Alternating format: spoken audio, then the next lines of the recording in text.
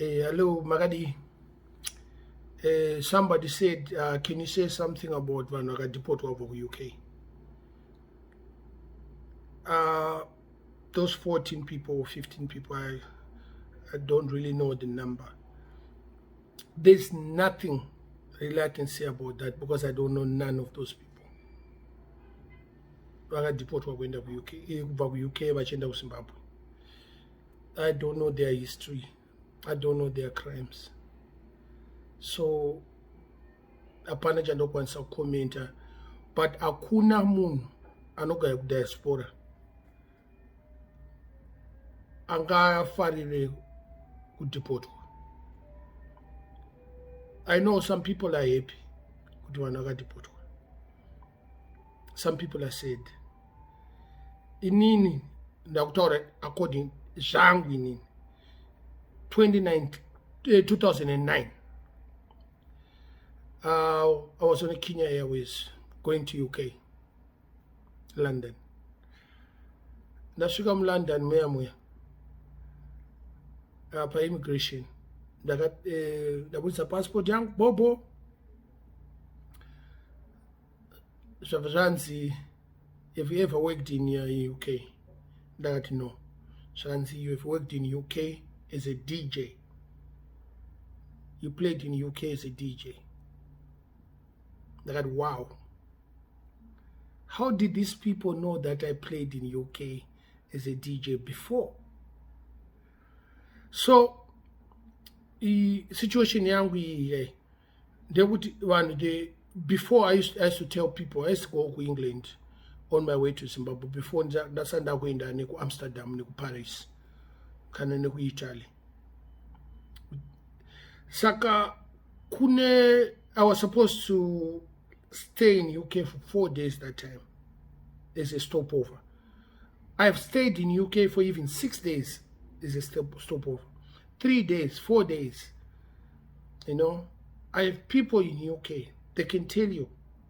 I used to do that. But that moment in time,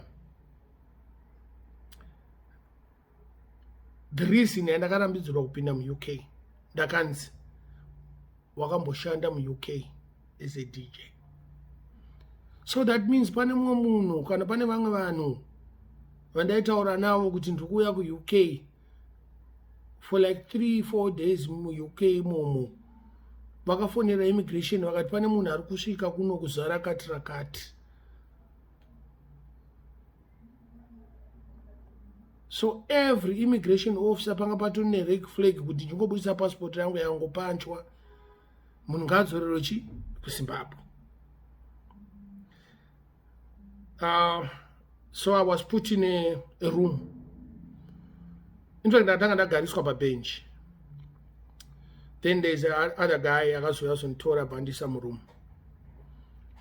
Ndiri muroom muya pakapinda about 3-4 officers asking me why am I here? And I said zvikunzi ndakamboshanda muno as a DJ. And I said no. But sure ndakamboridza ku UK without a work permit. But I didn't think I needed a work permit kuridza mu UK. At that time yandakaenda ku UK. Because kwangu kusati kwane vanhu vakawanda vari kuenda ku UK vachivisita vachinoita zvemagitari. I was actually coming from Canada and going to UK and come back to Canada. You know? And this other guy, akanditaura kuti no, nyaya yako iyi, to tell you the truth, we can actually tell you kuti we received numerous phone calls kuti you come to UK and work illegally. But according nezvataona, supposed to be anonymous. And vanhu vakafara zveshuwa kuti handakatadza kupinda mu UK, but I didn't care about it. So ndiri mu UK muya manheru, same flight yandakauya nayo Kenya Airways ndo yandakadzorerwa going back to Zimbabwe. inini kana nchuya kuno Canada ndo wanzouya ndine hand luggage, so I only had my hand luggage. Most of the time ndongoya ne-hand luggage, ndosiya masuitcase angu ese kuZimbabwe because ndaisiya hembe dzangu dzese kuZimbabwe. I didn't resist, I didn't fight back, I didn't do nothing. Ndakakumbira kuti can I use the ATM? I withdrawed £500 from my bank account. Because remember, I was going back to Zimbabwe. So unofana ngone mari paunosvika kuZimbabwe. But ndakwira mndege, I was put at the back. Mndege. City yapakati ndege yachanga irombe, so city yapakati yaipinda vanhu 4. Kobva kaita uku 3 uku 2. Ndakuti ndipewo beer nzayo ma-deportees anwe alcohol. There was other 3 deportees vanga varimo vaendeswa kuKenya, and I was the 4th, right? And the last 4 rows dzese dzanga vamwe vanga vari mashackles because vaitobva kudetention ichi yeku UK. Inini I didn't resist, like I said. Ndangonzi garapo Nyaya, it's nothing, you know, it didn't cause trouble to us, so why should we put you in chains? You can do whatever you want, you can walk around, but the only thing that you cannot have is alcohol. And there are no problem.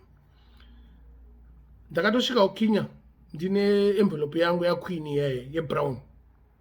Ndatoverenga zvakanyorwa imomo hapo. Vanga vane passport yangu yakapiwa, inopiwa pilot. Ndasvika muKenya muya paNairobi. Ndakatobuda mundege, ndakatotaurwa nzi flight yako iripo time yakati, make sure you catch your flight. Vakandishaya. Kundishaya pa-airport paipa paNairobi. Ndanzwa zita rangu, Godfrey chafudzika, Godfrey gate number. Havana kundiwana. Nanditori mu-internet cafe. At that time, I didn't have a laptop. So, like, I had to go and pay for internet. Mu-internet cafe mu-airport. Fonera Canadian Embassy. Tumira Canadian Embassy ningi. Zita rangu, I had my wallet, so I had my social insurance number. Takati, I was deported from UK, but the reason that I was deported for, I don't really understand what was that really necessary. Then Canadian Embassy yakafonera England. Shakanzi, no, Munya ana kudeportwa. And he was just refused to enter UK. But pandakavhura envelope, it was actually a deportation. And so pane kakunyeba kanoita ma-immigration officers. Zvokuti zvinonyorwa pabepa raunopiwa sometimes hasirizo zvinosara kwavari. Ndabva ndanzi ndinoona immigration yepaKenya. Ndabva ndanoona immigration yepaKenya, ndakati I was supposed to go to Zimbabwe. Ndege yatoenda kakudhara yekuZimbabwe yatoenda. 3 hours ndiripo pa-airport. Ndiripo paya ndanoona vanhu ku-immigration vai office yacho. Zvakanzi uri kudei? Ndakati ndanzi ndiuye kuno kune Canadian Embassy. I was refused entry ku UK. So I don't even have a passport. Passport yangu anayo. It was given to the pilot. Unonzani? Ndavataura zvakanzi anochi endanogara panze apo. Ndabuda panze, so I became like agitated. Ndavanango disappear for a while. Do you remember I cannot come out of the airport? Handina passport.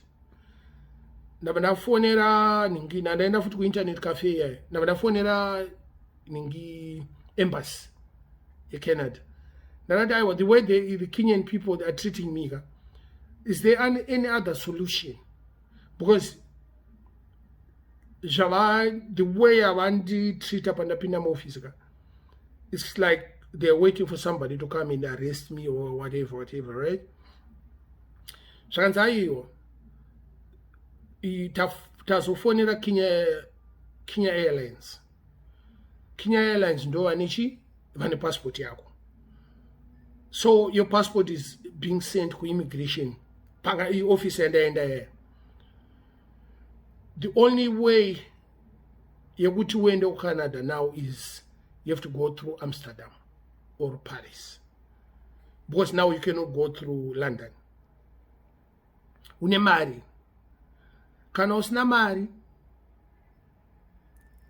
The next flight out is supposed to go to Zimbabwe. Because passport they're not giving you. You'll be roaming in that airport for days and days. Because apana no pumza kuti ubude momo. You're supposed to go to the destination, the origin of your destination. That was Harare, Zimbabwe. Dakata no mari ndinayo. Ndano bvunza pa Kenya Airways kuti one way kuenda ku Amsterdam imari, because ticket rangu it was like this. Ndafana kuenda ku England for 4 days, 2 days in Amsterdam, then ndova ndaenda se ndova ndauya ku Canada. So I had a room for like 6 days. So my ticket for Canada was still valid in Amsterdam. Ransa one-way ticket, 1,000 something US. Imagine kuva pa Kenya kwenda pa Amsterdam, 1,000 something, 1,000 maybe 1,000, less than 1,100. Unaye nakati ndinayo. Dada wapa bank machine yangu sakanzi no, you only take cash, Kenyan shillings. But your money is charged in US dollars. So we do, you go withdraw your money, either in Kenyan shillings or in US dollars per bank machine, or in Kenyan shillings. This is the amount, about our money in Kenyan shillings. About 500 pounds cash. Nakachinja 500 pounds here, and abanana yageta almost 800 something US. Shakanza aiwa pakuda about 200 something US. Na ndaichinja bena ma shillings yapakwana. Na ndatusana ni change ma shillings. Tenga ticket rangu. Na ndatopiwa treatment iri bo, coupon ile dinner, na ndateswa mu Kenyan Airways lounge. Ndakatorara momo, very comfortable. But I was deported. I didn't tell even Mano ku Zimbabwe until ndasvika kuno Canada. Next morning, ndakaita about 24 hours ndiripo pa Kenya Airways pa Nairobi. Next morning 8 o'clock ndatokwira ndege yangu ndaenda ku Amsterdam. Ku Amsterdam handichabvumidzwa fuchi kubuda. Because zvakuita kunge ndichazotiza futi mu Amsterdam. Saka Kenya Airways ne KLM, they work together. Saka vakatora ticket rekuchi from Amsterdam to Canada. Ne ticket ravakandatengesera about batanidza. Vaita one ticket. That's how I ended up in Canada. And I was banned kupinda mu UK for 10 years. 2009 to 2019. 2019 2019 or 2018, I actually went to UK. Because pakaita snowstorm ku Amsterdam. Then takabataiswa mu British Airways. Tavdazopinzwa mu Kenya Airways in UK. Ndakatombobuda mu airport ndakatombotaura nevangu nemwe mbebhiko kuti ndiri mu London chichi. But it wasn't official. Because my ban was still on. Yeah, I didn't want to do things. Ndakatoenda ku Zimbabwe. But pakudzoka ndakakwira same flight yangu ye original Zimbabwe, Kenya, Amsterdam, Toronto. 2020, last year, December 2020, I bought a British Airways ticket. First time in England, Kuda pants. 11 years down the line. Ndopa ndakatanga kupinda mu UK.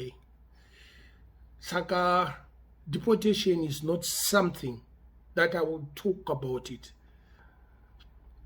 Because most of them vari kunzi vanga vane criminals. Panga ndiri mujail ndakatosangana nemwe musikana aitodeportwa kuenda kuJamaica. And she said, hey, can I give you my number? She give me your number and whatnot. She ndampa number yangu. So I'll call you. Abanduro collect call 2 days down the line. Depi ndikudeportwa ndikuenda kuJamaica in 4 days. Can you please talk to officer so and so? Please, here's the number. Yeah, ndakakupa yeye ndiye officer. Staraka so can you talk to the officer? Vanipa staraka ndanafonera officer veve. Officer potaura kuti anochi munhu waurutaura ndikumuziya. But that person is aita zvema credit card. Ari kudeportwa and zvinhu zvese zvaanazo is through crime. Ndakati angachikumbira kutorerwa hembe dzake chete. Zvakanzi you can take hembe, masofa, carpet, but pane zvinhu zvandakatotaurwa kuti usabate, siyana nazvo.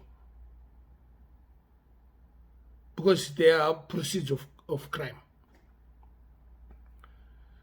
Ndava ndarenta yuwawa yangu, ndaenda ikoko ndakatonotora masina aya nemufesi wangu. Zuva raideportwa munhu ndakatopeka chichichi ndo time yanga ndasiyana nemukadzi. Mukadzi akatouya akatotora mabhurugwa emunhu iye panapa. Iye mukadzi wokundiendesa kujeri wacho iye. Ndakasvika panapa ndabva kubasa achitotora aona imba yakazara masini. Akatotora mabhurugwa nehembe dzemunhu iye aideportwa achienda kuJamaica. Munhu apfeka maVersace, matrousers, mabrand name. Kadzi iye akatora nebhutsu. Zvinhu zvisiri zvaakapa ndiendesa kujeri.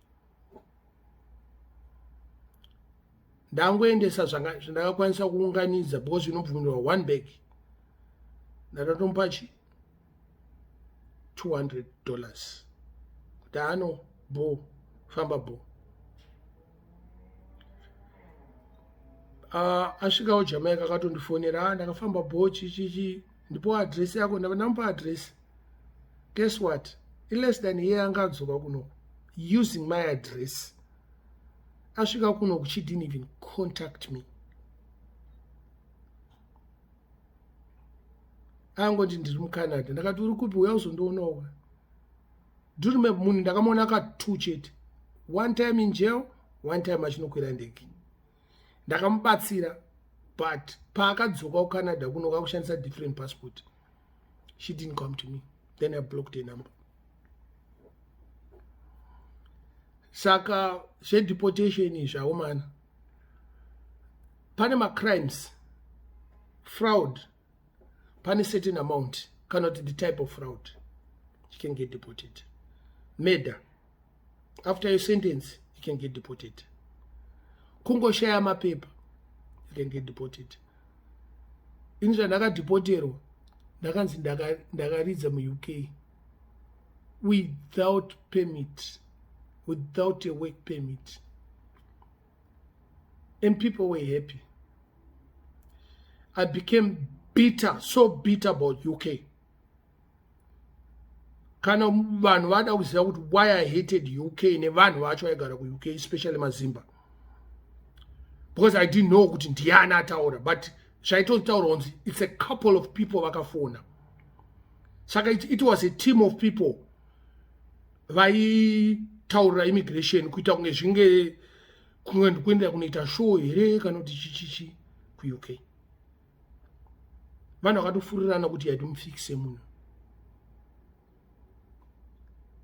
Some of those people vakatoripotwa nevamwe vanhu mazimba futi through jealousy. Saka zvinhu zvisikasekesa wakaona munhu adipotwa. Yes, it's a sorry situation. Wakadipotwa, especially wakaita crime. Everything in your apartment, you have no access to it, and no one has no access to that. All the proceeds in your house. That's how just one vanhu vaya vachizouya vasina kana chaanacho. Foni chaicha kuti ane foni nelaki. Mabank ako anoitwa frozen. Bank account yako is frozen. The time yekunzi kuti wadeport, you cannot access not even $1 from your bank account. Zvinoenda kustate. So there's nothing, and it's hopefully one year they're gonna blend in and survive the situation back home. Inini chaicha ndakaita 30 days chaicho ndiri kuZimbabwe. Dzinenge dzakuita kakurwadza, so but only thing ndine mari waise. Saka handizonyanya kurwadziwa because ndinechikwanisa kuita zvandoda. Some of these guys have no money. So just embrace them vari kuZimbabwe. Even munhu akaita the worst of the crime, embrace them. I see people vachingonyora vachitumirana mavideo vachitsvaga maarticles zvakaitwa nevanhu ava. Yes, some of them committed murder, which that's something that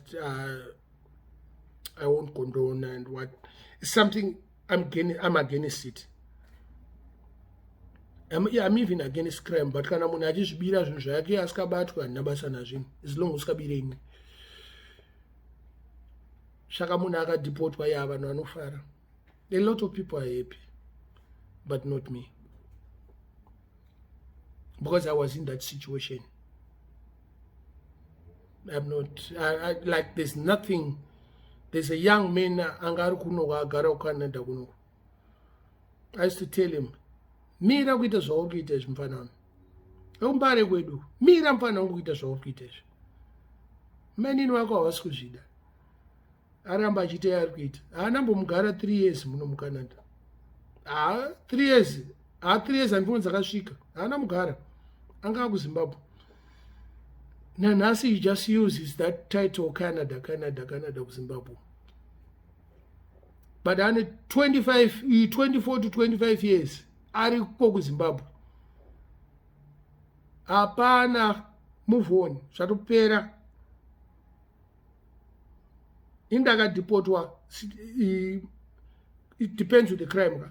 Kana uri citizen, they can revoke your citizenship, stripped off your citizenship. Passport yako inotorwa yekuCanada iyoyo. Vanotora yavo. Because marecords ese anawo kakuti wakabva kuZimbabwe. Vokutsvagira emergency travel document. And the Zimbabwean government have to cooperate pane zvinhu zvacho. It can take 6 months to 2 years. But vanopiwa emergency traveling document kana vakuda kudepota. Don't blame the government. It's the law. It sucks. The law sucks. And I see vamwe vanhu vari kublame kuti there is a contract in the Zimbabwean government. No, it's a law. Indakapukunuka. Saka ndakuziva zvekuita manje. Even ndakauya kuUK ndokufonera ndabuda panhingi paairport. Handikufonere ndisati ndapinda muUK. No ways. Kana usikade kulinka neni ndezvako. Because I know how people are. Mai manje mangerengere ari kurira so, hosho dzikurira so. Ninga hana mapepa. Vari kufonera immigration kuti mwe munhu adeport wakuona kuti time yasvika. kuti vanhu vadzoserwe kuZimbabwe. Kana une kagarage mafoni ari kurira. Ndazochizoona mumwe munhu achitaura kuti ai nandite zvemaZimbabwe nzini ndodhila nava chete. So that's my position, you know. I just wish them well, wakomana vakaendeswa kuZimbabwe, regardless of their crimes, regardless of their status in UK. You know, welcome back, boys. You know what I mean? Zvinoitika. Zvinogona kuitika kune anybody. Zvinoitika. Zvinogona kuitika to the hardest worker. Anongoita ka silly movement so. Wakutobvunzwa mapepa, wakutokandwa mukati, wakutokwidzwa ndege. Saka, it's not a laughing matter. Kwandiri, it's a matter of concern. We have to change our behaviors kana tiri mudiaspora, because this is not our homeland. I learned the hard way, personally. But I managed to come out of it. Some people didn't have the second chance. Otherwise, Bangladesh went to Zimbabwe. 2009, they got deported from UK. In case you never know. Me, the great Mad Minox. I'm not the Ghetto Crown King. And everybody knew about it. But I thought, say Mad Minox, wakavenga UK, wakavenga England. That was the reason why. Because kune vanhu vakainditira chimero, chispy. Immigration oita kunge UK ndeyako manje aiwa zvisika yo tori memo pamwe wanga usinawo mapepa, but just because pamwe wakangondivengawo netuma-levels twedu wakaunganidza vanhu kuti ndikandwe kuZimbabwe kufunga kuti ndobva ndangopera aiwa kuna zvakadaro. Aziya, some of these people vakaita kutofonerwa ngepolisi. Munhu anenge achizvitora mari achiba nemacredit card ma419 achitengesa kana tumadrugs twake. Utonzwa mumwe munhu achiti anoshaina kana ari kunhingi ari kumabhawa achiita zveloto zvescamming zvezvo. Asi munhu wese anenge achifara uchiita pop champagne mubhawa sha.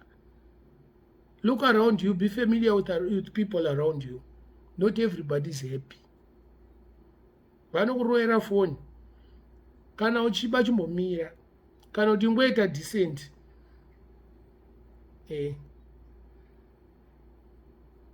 But vakanditadza. I'm quite sure you know about the two guys vakataura kuti Mad Minox anenge achiita mavideo kumbari akadeportwa Yeku UK ikoko. I'm sure you remember that video. Anditi muriziya ka yapana tu so mabambi matsaga mu UK. Anzi ndakadeportwa ini. Almost every year ndogara ndakadeportwa. Pandoenda kuZimbabwe vanhu akadeportwa. Even pakafa amai vangu pandakaita 6 months ndiri kuZimbabwe. Vanhu vanga vasatambe neni. Vasaswera around nini. Because I didn't have that money to spend. Nanda kutongoona kuti moms vari kugula vari kurwara. Saka ndikakwanisa kungoita mafanizi nchingo entertainer vanhu. Sometimes ndaitogara ndiri one. Ndakatosuruvara. Kushaya kana munhu wekutaura naye so chinwa masisi. Munhu aitaura kuti hey Mad Minox inda uchifarira masisi. Ndo ndakakura nawo, ndo ndaiafford at that time. Mad Minox tokuona uchinwa chibuku. Yakatombofamba mbiri apera asina mari anoswera achinwa chibuku kuZimbabwe. Akadeportwa. Akadeportwa more than 10 times according to people in. Saka ndikambotaura nezve avadeportwa kubva kuUK haiwa zvazvinini izvi. Yavakaita inini. Taura yangu inini. Ndakadeportwa akahobo. Kungosvika kuZimbabwe so unonzwa mumwe munhu mangwana acho wasvika nhasi mangwana udzokera rini asi aundide kuno pauri kukwira ndege muna udzoka rini hakomana kuchii ndo zvinoita vanhu vekuzimbabwe ndakamboya ndisina sutkesi masutkesi angu arasika mundege svika padheniso ndingori munhu vanhu vakafundika kuti masutkesi akari kupi ndangonyarara imwe yekuti hapana wese but nonyatsoona kuti iri kufungwa nevanhu kana padheni kuti pamwe mukomana adzorwa ka votozoona ndikutomhanya ndikutsvaka chi kateketeke waiziya ndaenda kuairport nekateksi mangwana acho ndatodzoka ne2 masutkesi angu ane zvimatigi zvesve ndopaunozozonda mukomana haana kudhipotwa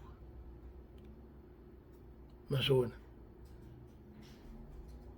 saka deportation ka it's something that is gonna go on ku UK, it's gonna go on in America, Canada, Australia. Crime doesn't pay. That's first thing. Kana usina mapapers, I don't know. Kana uri murume kana mukadzi chago anokuroro anogona kunzwisisa uchi situation yako.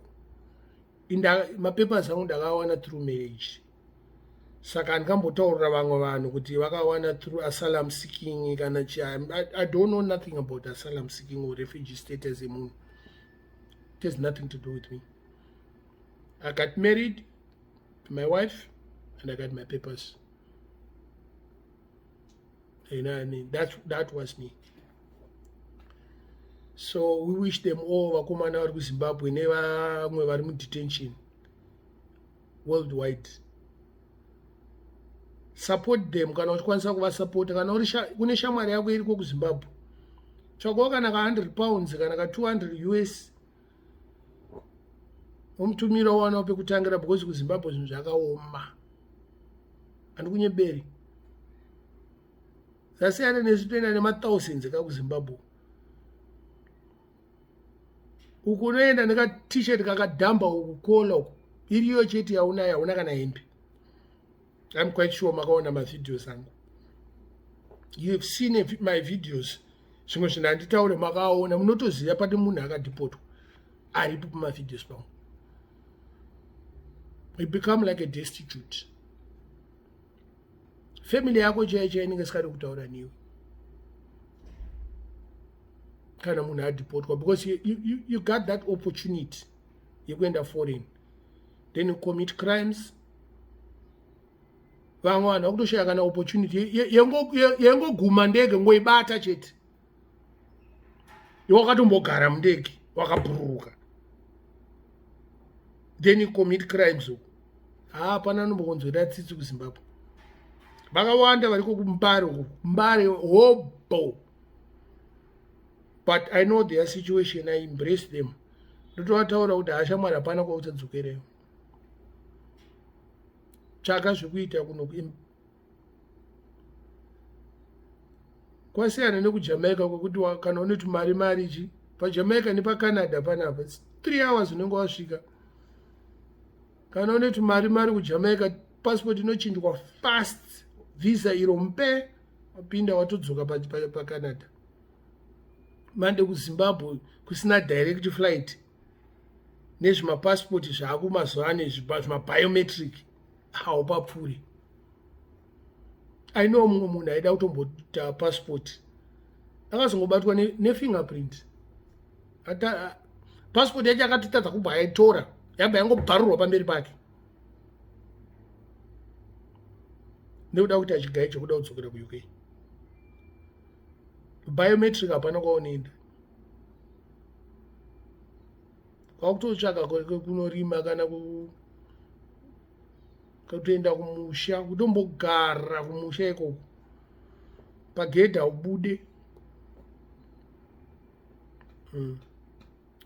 Ipapa pane vanhu vaida kutondidhipotisa. Pane vanhu in fact ndakati kudhipotisa iwo. Pane vanhu vaida kutonditadzisa kukwira ndege. serious thing. Nairwa nemaprisa nepfuti the day ndakakwira ndege, because shamwari dzangu kumameru, pane mamero pamashamwari dzangu, tomboimisa iri pa kwandidzi gautu vanhu vanoadvocata kuti ndisakwire ndege.